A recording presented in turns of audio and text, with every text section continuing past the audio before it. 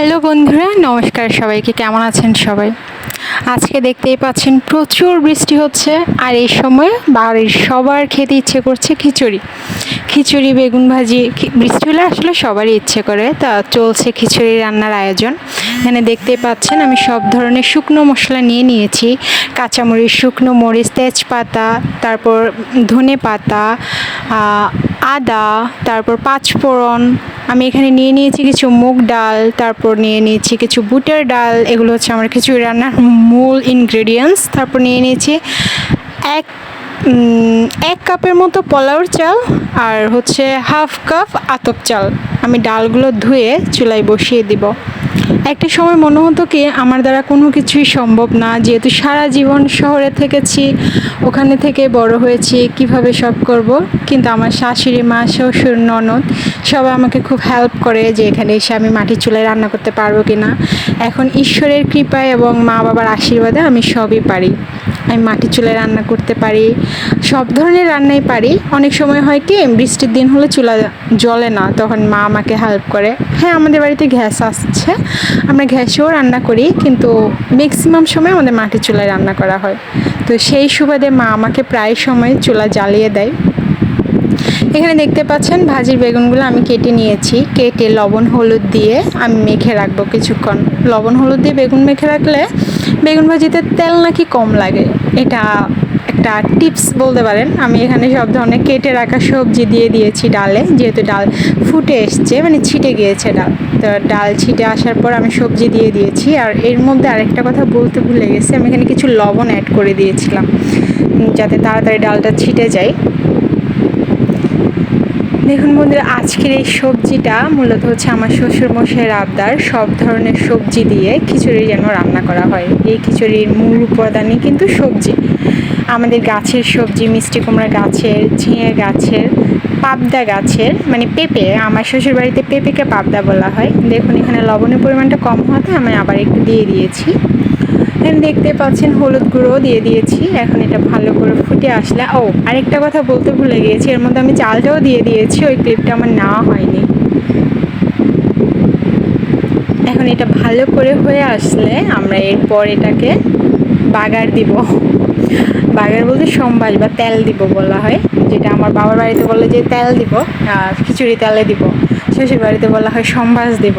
এখানে আমি একটু লবণ দিয়ে দিয়েছি, খেয়ে মনে হচ্ছে লবণ একটু কম হয়েছে। কাঁচামরিচ দিয়ে দিয়েছি কিছু। সবাই যেহেতু ঝাল কম খায়, আমি কাঁচামরিচগুলো চিড়ে দিলাম না, সম্পূর্ণ দিয়ে দিলাম। আর আমার শাশুড়ি মায়ের জন্য হচ্ছে শুকনো মরিচ। আমরা দুজনেই ঝাল প্রিয়সী। আবার আমার বড় মশাই আর শ্বশুর মশাই হচ্ছে ঝাল খান না। দেখুন আমি এখানে তেজপাতা দিয়ে দিয়েছি শুকনো মরিচ, তেল দিয়ে দিয়েছি পরিমাণ মতো। এর মধ্যে আমার আগুন নিভে যায়, আমি আবার ফু দিয়ে আগুন ধরিয়ে দিই। এখন এটা ভালো করে হয়ে আসলে এর মধ্যে দিয়ে দিব আমি আদা। এর মধ্যে জিরেও দেওয়া যায়, কিন্তু আমি জিরেটা হচ্ছে পরে দিব। এখন আদা দিয়ে দিব। দেখুন বন্ধুরা, আদা দিয়ে দিয়েছি।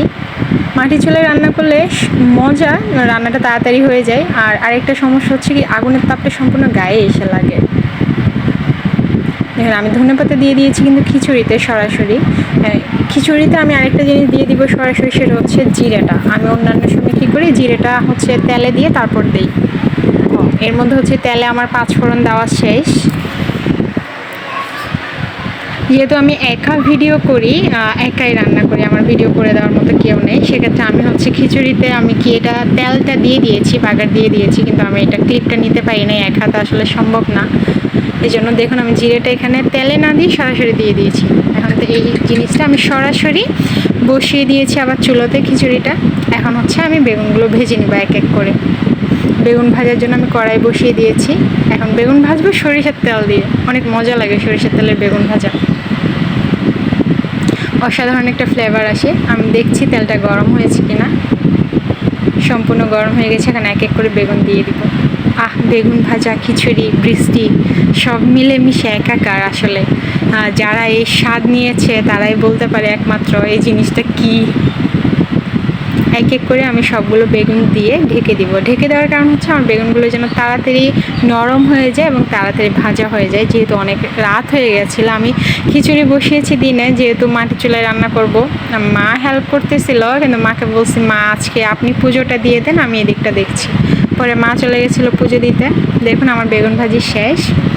এখন মিষ্টি কুমড়াগুলো ভেজে নেব। অনেকে বলতে পারেন যে আমি চুলোর সামনে এটা কী দিয়েছি, আগুনের তাপটা সরাসরি লাগছে দেখে একটা অব্যবহৃত ফ্রাই প্যান, যেটা এখন আমাদের ব্যবহার হয় না, এটা আমি চুলোর সামনে দিয়ে দিয়েছি। আমার বেগুন ভাজি এবং মিষ্টি কুমড়া ভাজি শেষ। এখন দেখুন ঘি দিয়ে, গরম খিচুড়ির সাথে ঘি দিয়ে খেতে অমৃত লাগে, একদম অমৃত। আমার কাছে তো লাগে, কার কাছে কেমন লাগে জানি না। একদম পুজো বাড়ির প্রসাদের মতো হয়েছে এই খিচুড়িটা। সবাই খেয়ে খুব বেশি সুনাম করছে। বাট হ্যাঁ, আমার বড়মশাইয়ের কাছে কোনো না কোনো একটা ত্রুটি থেকে যায়, এমন না অমন, কিন্তু সেও ওই দিন বলেছে খিচুড়িটা অসাধারণ হয়েছে। দেখুন বৃষ্টি বিলাস আর খিচুড়ি, আহা, এই তো জীবন, এই তো সুখ। সবার ভালোবাসা, সবার আশীর্বাদে পাশে থাকবে।